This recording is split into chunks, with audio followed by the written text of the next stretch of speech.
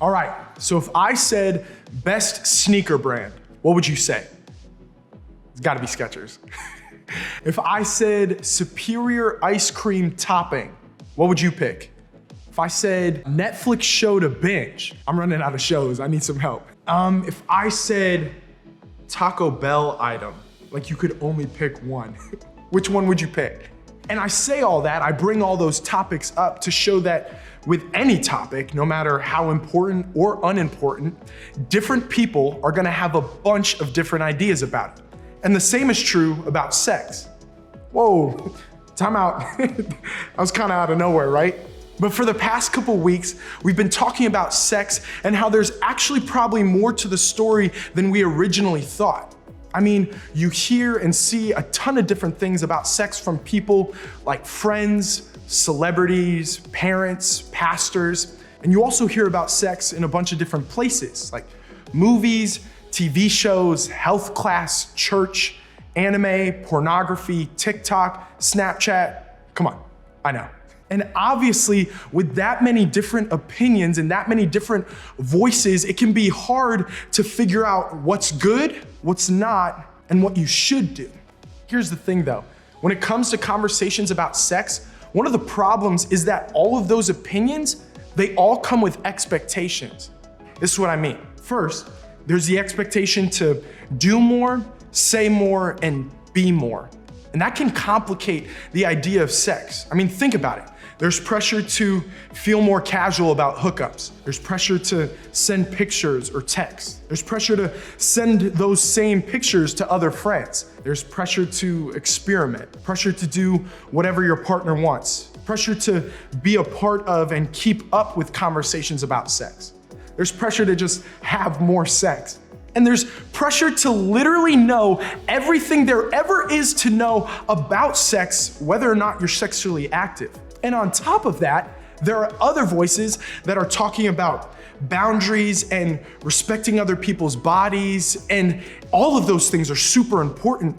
But to go along with all of that, if you've been around church or around Christians, then there's even more voices with more opinions and more expectations. And there can actually feel like there's added pressure to do less. Like there's added pressure to not go too far. There's pressure to not even think too far. There's pressure to honor God by honoring others people's bodies. There's pressure to not have sex until marriage. Now, just a sec, I'm not saying anything that I just listed is bad or wrong. I'm just saying that with any topic, there are gonna be different voices with different opinions that have different expectations for you and your life, and that can make it feel like you just can't win.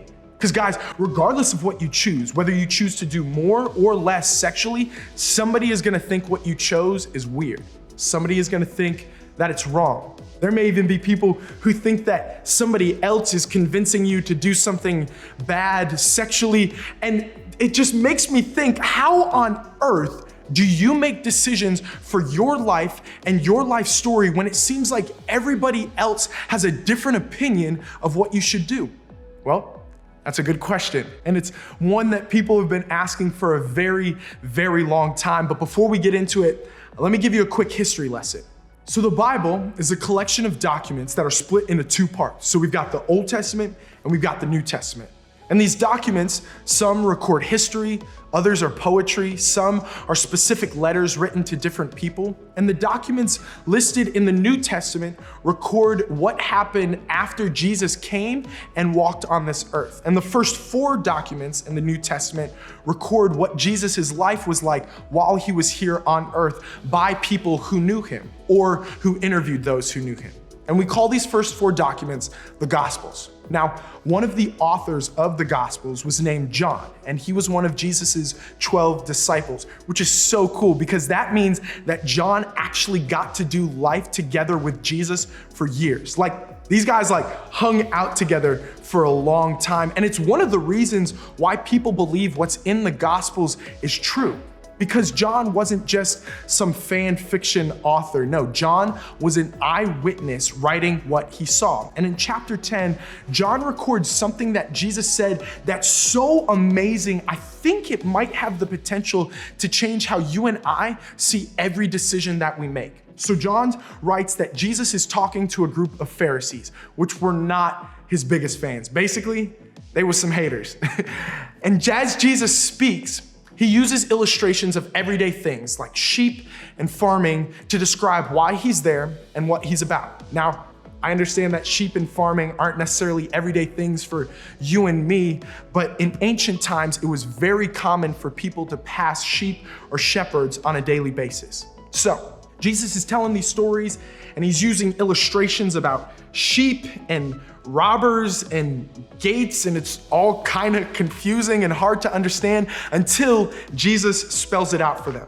And he says this: "The thief comes only to steal and kill and destroy.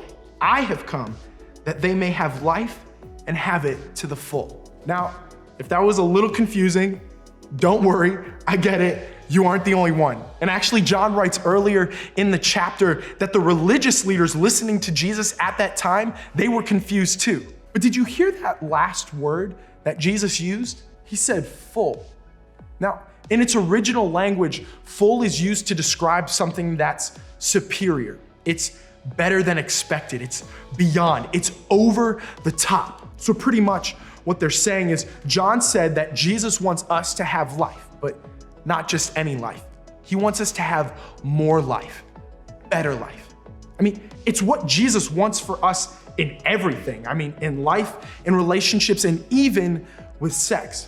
Jesus wants us to experience life, which isn't it kind of crazy how we usually think that's the opposite of what Jesus wants? Like, isn't it tempting to think that God wants us to have life, but minus the good stuff? Like life, but the boring kind. Life, but without anything exciting or enjoyable. And Jesus is telling this crowd of followers and us that couldn't be farther from the truth. He's pretty much saying, hey, yo, I'm not a thief. I didn't come to steal, kill, or destroy your life. No, that ain't me. I came to make your life better and more full than you could have ever imagined.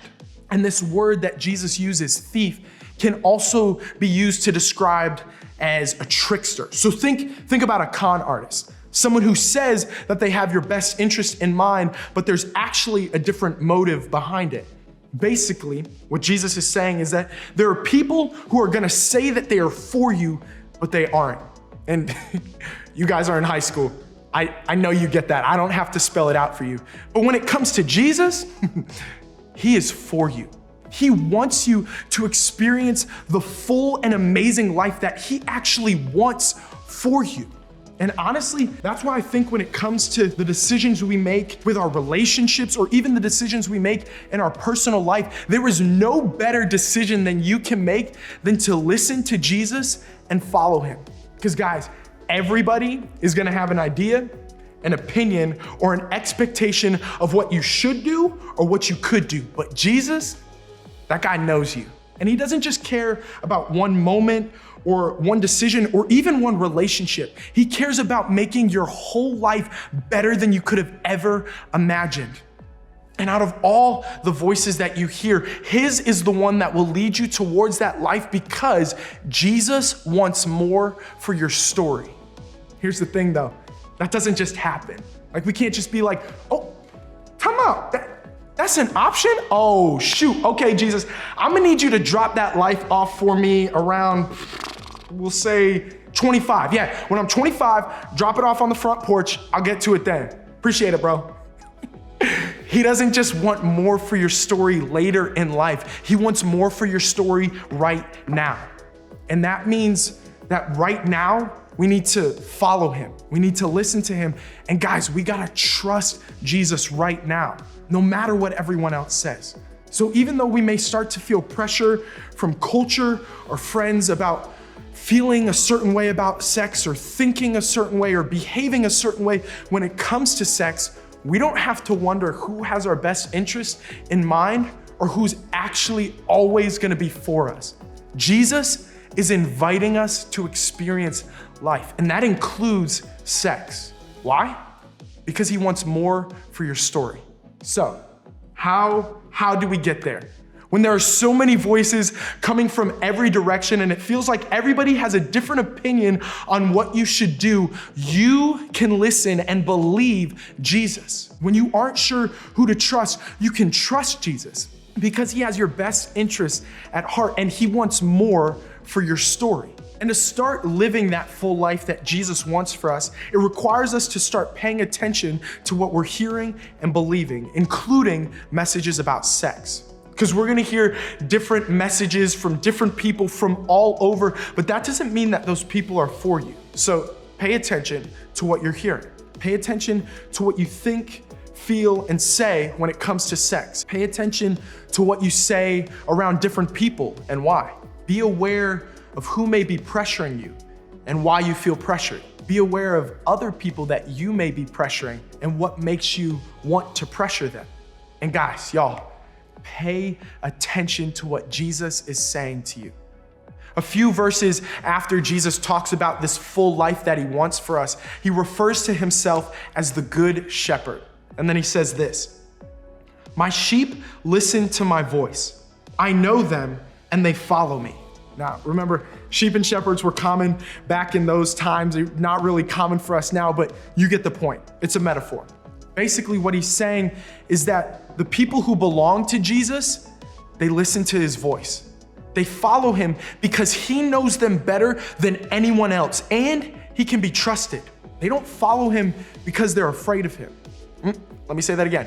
They don't follow him because they're afraid of him. They follow him because being close to him is the safest place that they can be. And the same is true for you. Ultimately, the best decision that you can make for you is to listen to his voice and follow his lead. I mean, that's true in every part of life, but that also includes sex. Maybe for you, that means starting by reading your Bible a little bit more by yourself. Or maybe you need to start talking to God by yourself a little bit more.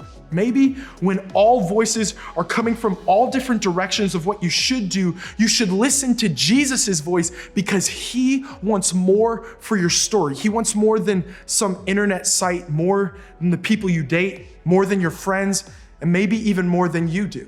Listen, I realize that figuring out what following Jesus looks like can be tough, like super, super tough. And that's why we have small groups and small group leaders.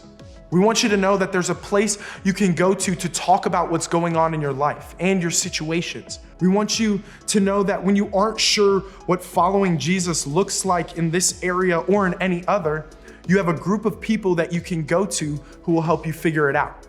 Hey, thing is, sex is complicated. And like we've been talking about the past couple weeks, when it comes to sex, part of what makes it so complicated is that we often only hear part of the story. Like, we only hear one side. We only hear certain conversations, and obviously there's way more to the story. That's why when there are voices all around you saying different things about what you should or shouldn't do, I want you to know that you can listen to Jesus's voice and trust his above all of them because Jesus wants more for your story.